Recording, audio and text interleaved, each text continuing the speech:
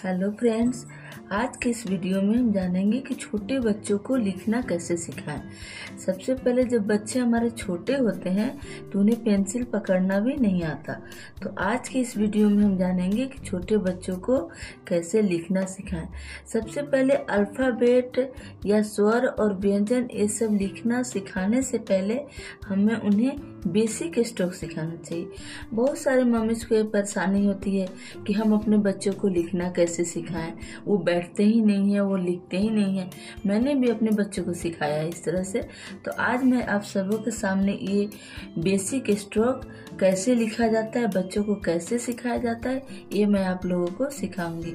अगर बच्चे सीख जाते हैं तो बहुत इजीली वो अल्फ़ाबेट A to Z लिख लेते हैं, स्वर व्यंजन सारे चीज वो लिख लेते हैं। तो चलिए हम लोग स्टार्ट करते हैं कि बच्चों को बेसिक स्ट्रोक कैसे सिखाना है। तो सबसे पहले हम बच्चों को स्टैंडिंग लाइन सिखाएंगे। स्टैंडिंग लाइन का मतलब होता है सीधी लाइन, जो सीधा इस तरह से खड़ी होती है, उसे हम स्टैंडिंग लाइन कहते हैं। तो हम क्या करेंगे, सबसे पहले एक कॉपी में छोटे छोटे डॉट बना देंगे।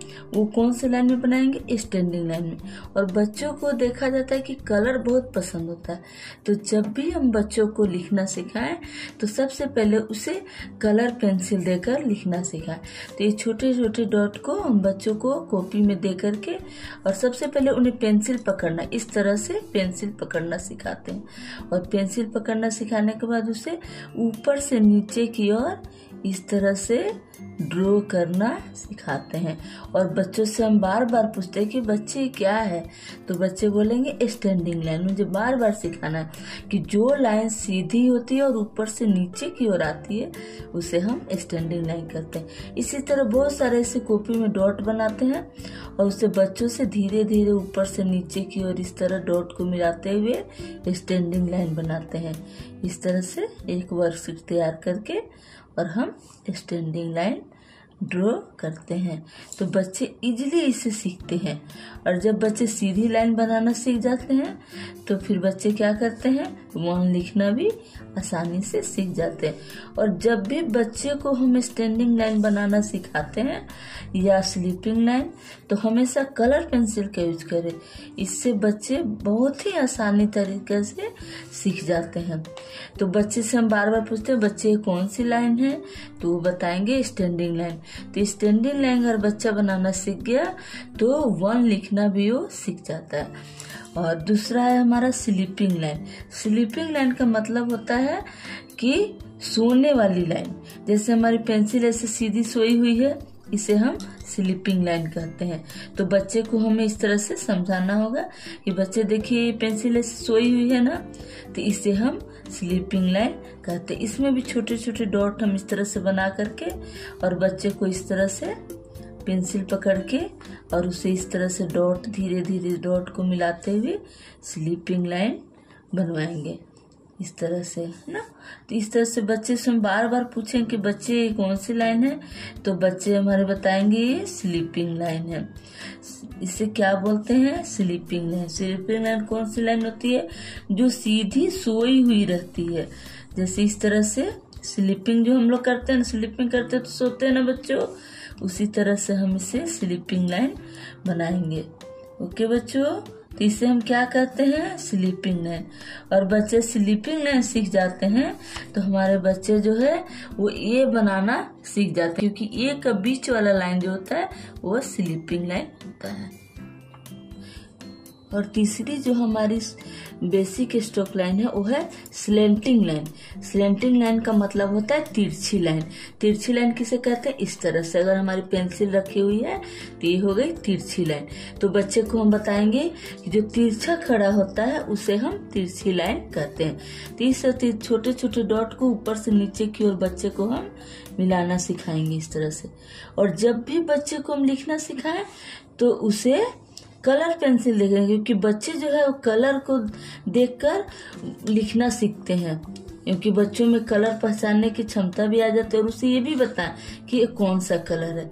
इस तरह से ऊपर से नीचे की ओर ले जाते हुए हम तिरछी लाइन बनाएंगे। और तिरछी लाइन जो होती है वो दोनों तरफ से होती है, एक राइट साइड से और एक लेफ्ट साइड से।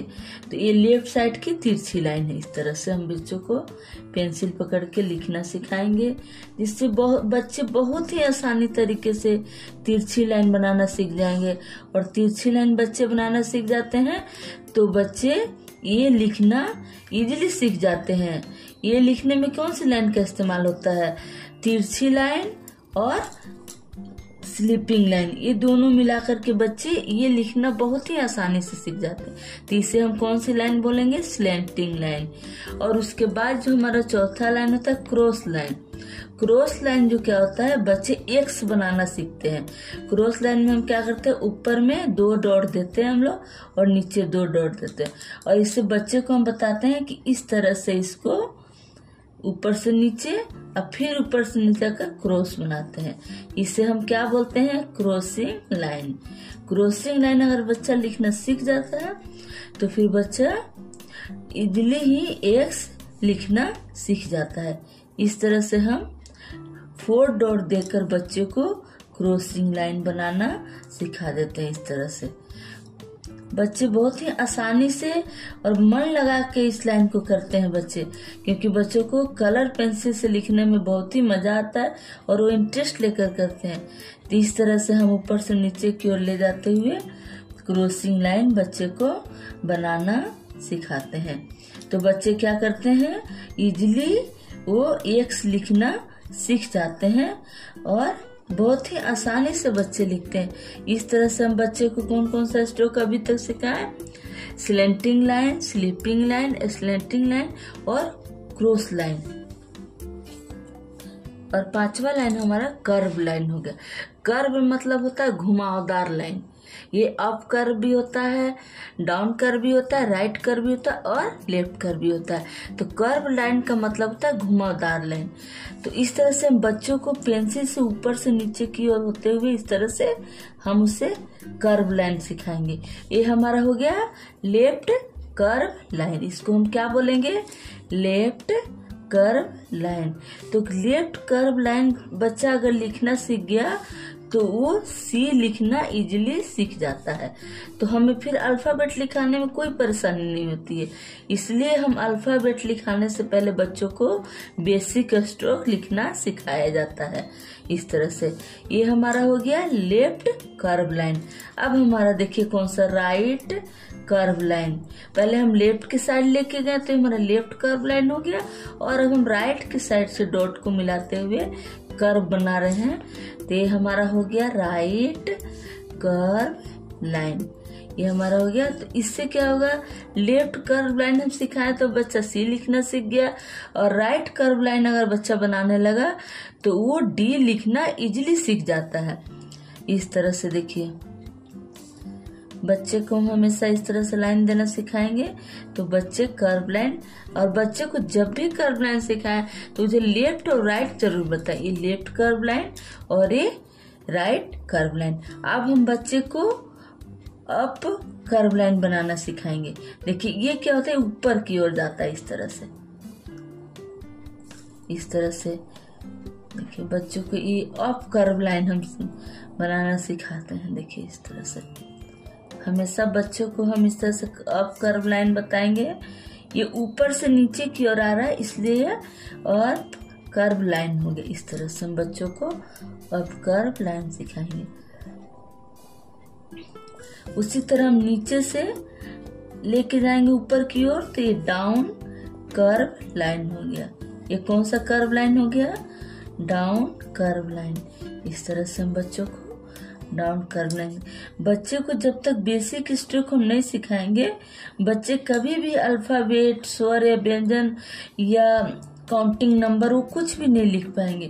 तो इस तरह से हम बच्चे को अप कर्व लाइन सिखाएंगे।